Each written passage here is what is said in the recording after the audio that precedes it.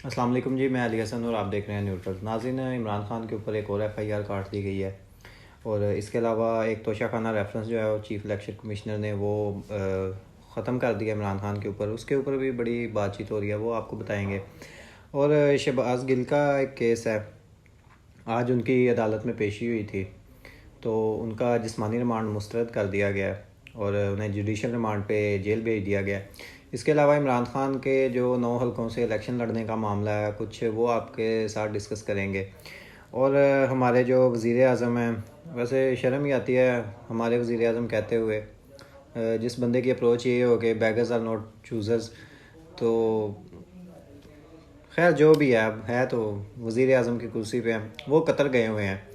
उस हवाले से कुछ आप तक पहुंचाते हैं। सबसे पहले मैं बात करूंगा शहबाज गिल के हवाले से ना।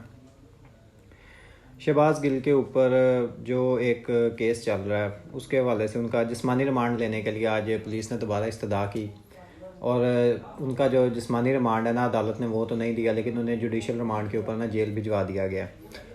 शहबाज गिल जब वहाँ से निकले अदालत से, तो उन्होंने ना, उनसे एक सहाफ़ी ने सवाल पूछा कि आपके साथ जो जिनसी तशद्दुद हुआ है, क्या वाकई ये बात ठीक है? तो उस पे उन्होंने जवाब दिया कि मेरे साथ जो जिनसी तशद्दुद किया गया ना, वो मेरे जो नाजुक अज़ा है ना, उनके ऊपर टॉर्चर किया गया करंट के साथ, इलेक्ट्रिक करंट के शॉक दिए गए हैं। तो बहुत ही दिल दहला देने वाली ये बात है कि क्या जो हमारे रियासत है वो इस तरह हमारे लोगों के साथ करती है। चाहे अगर किसी ने जुर्म किया, अभी खैर जुर्म तो साबित नहीं हुआ, अभी तो मुलजिम है, लेकिन इस तरह नहीं होना चाहिए। ये इस चीज़ को देखना चाहिए हमारे जो इदारे हैं, ख़ास करके अदलिया और इंसाफ फराहम करने वाले इदारे, इंसानियत सोच जो सलूक हो रहा है कैदियों के साथ या मुलज़िमों के साथ, वो नहीं होना चाहिए। इसके ऊपर ह्यूमन राइट्स ने भी आवाज़ उठाई है। अरशद शरीफ साहब ने जो है वो ट्वीट किया था और इंटरनेशनल ह्यूमन राइट को मेंशन किया था, तो उन्होंने इसके ऊपर भी रिस्पांस दिया है। उसके बाद शहबाज गिल साहब जैसे ही अदालत से बाहर आए, उन्हें पुलिस वैन में डाला जाने लगा, तो उन्होंने कैमरों को देख के जैसे ही उन्हें मौका मिला, तो उन्होंने पता क्या आवाज़ उठाई? उन्होंने कहा जमील फ़ारूकी के लिए आवाज़ उठाओ, मत नंगा होने दो सबको। एक ऐसा शख्स जिसके ऊपर मुसलसल जो है वो तशद्दुद किया जा रहा है मुबैना तौर पे, और सीनियर सहाफ़ी ये चीज़ें रिपोर्ट कर रहे हैं, और इतना जुल्म और ज़्यादती और नाइंसाफ़ी कह सकते हैं इसे, वो किया जा रहा है। जैसे ही उसे बोलने का मौका मिला है, उसने अपने लिए कोई बात नहीं की, उसने फिर जुल्म के ख़िलाफ़ आवाज़ उठाई है।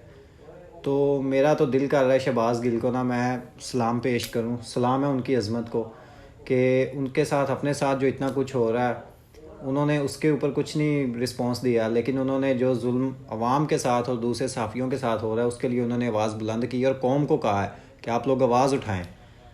और लीडर जो होते हैं वो ऐसे ही होते हैं। खैर शहबाज गिल जो है वो वही शख्स है जिसके बारे में जो है ना वो बड़ा प्रोपोगंडा किया जाता था, पैराशूटर है, बाहर से आ गया है, ये नहीं बियर कर सकेंगे, जैसे ही कोई हालात ख़राब होंगे तो सबसे पहले जो है शहबाज गिल भाग जाएगा। लेकिन आपके सामने है वो कैसे बेचारा खड़ा हुआ है, और उसने अभी तक अपनी पार्टी के साथ और अपने लीडर के साथ वफादारी की है।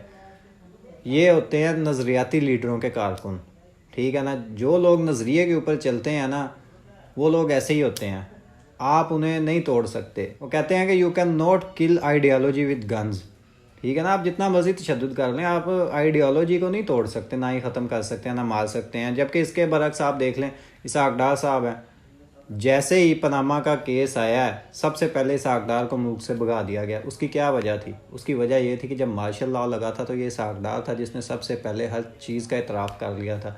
अभी भी एफिडेविट पड़ा हुआ है, उसके ऊपर बड़ा रौला पड़ता था, अबिया पेपर मिल वाला। खैर ये तो था जी शहबाज गिल के बारे में। अच्छा जी, इमरान खान के ऊपर एक और एफआईआर दर्ज कर दी गई है थाना अपारा में। दफ़ा 144 की खिलाफ वर्जी की एफआईआर है, और ये बड़ी एक मज़ाक़ा खेज़ एफआईआर है, क्योंकि इसके अंदर जो है ना वो दफ़ा 144 की खिलाफ वर्जी का कहा गया, और इसमें इमरान खान को जी ये लिखा गया है एफआईआर में कि ना, इमरान खान ने दफ़ा 144 की खिलाफ वर्जी किया और एक रैली निकाली है, ये जो शहबाज गिल के हक़ में निकाली थी, और साथ उसके जो है वो दूसरे रहनुमा भी थे।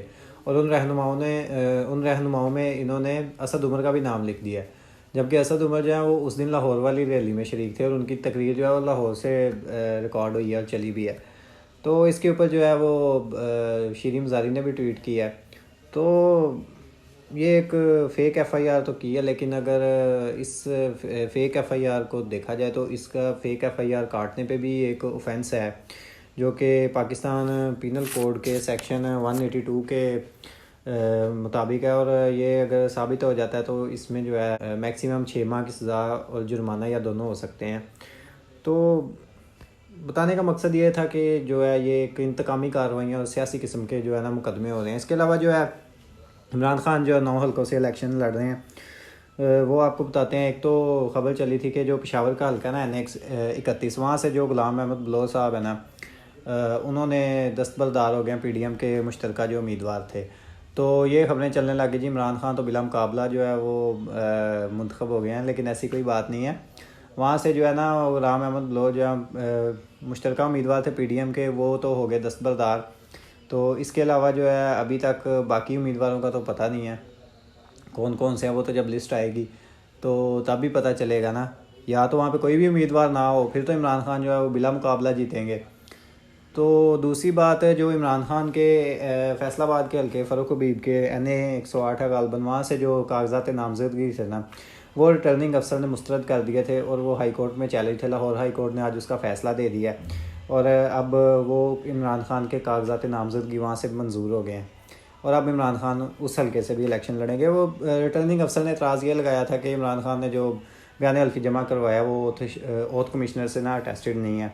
तो हाई कोर्ट ने उसे जो है ना वो उस फैसले को कलअदम करार दे दिया है और उन्होंने रेफरेंस दिया कि सुप्रीम कोर्ट इस बारे में कह चुकी है कि ये कोई इतना ऐसा ऑफेंस नहीं है कि जिसके ऊपर कागजात नामजदगी जो है वो मुस्तरद हो। ऐसी कोई बात नहीं है। जो वज़ीर आज़म साहब हैं वो कतर में गए हैं, उनके कतर में जाने के जो समरात हैं वो सामने आना शुरू हो गए हैं। सबसे पहले तो वो गए और मुल्क का वज़ीर आज़म वहाँ पे गया है और उसका इस्तकबाल कौन कर रहा है? वहाँ का वज़ीर ट्रांसपोर्ट। ये तो बड़ी शर्मिंदगी की बात है वज़ीर आज़म के लिए नहीं, पूरी पाकिस्तान के लिए, पाकिस्तानी कौम के लिए, इस रियासत के लिए एक बड़ी शर्मिंदगी की बात है कि हमारा वज़ीर आज़म जाए और वहाँ से उनका जो है वो वज़ीर एक ट्रांसपोर्ट का जो है वो उसका जो है इस्तकबाल करे। तो बड़ी ही शर्मिंदगी की बात है। इसके अलावा अभी खबर आई है कि जो इस्लामाबाद एयरपोर्ट है ना वो कतर के हवाले किया जा रहा है। इमरान खान के दौर में जब कोई महंगाई होती थी और इस तरह की कोई फेक खबर भी चलती थी ना, बड़ा शोर मचता था, बड़ी ले दे होती थी। वो एक सहाफ़ी तो यहाँ तक थे, वो तो इमरान खान के दौर में जी महंगाई के ऊपर वो तो इमरान खान का गिरेबान पकड़ रहे थे। तो आजकल शहबाज शरीफ वज़ीर आज़म है, इनका पता नहीं क्या पकड़ रहे हैं। खैर अब इंतज़ार रहेगा इस बात का कि बाकी जो सहाफ़ी तंजीमें और मीडिया हाउसेस हैं वो कब इस चीज़ पे शोर मचाते हैं और कब जो है वो दिन के 4-4 प्रोग्राम जो हैं वो इस्लामाबाद एयरपोर्ट पे करते हैं। जी नाज़रीन, अब तक के लिए इतना ही। आपसे इजाज़त चाहूँगा, दुआ में याद रखिएगा। अल्लाह हाफिज़।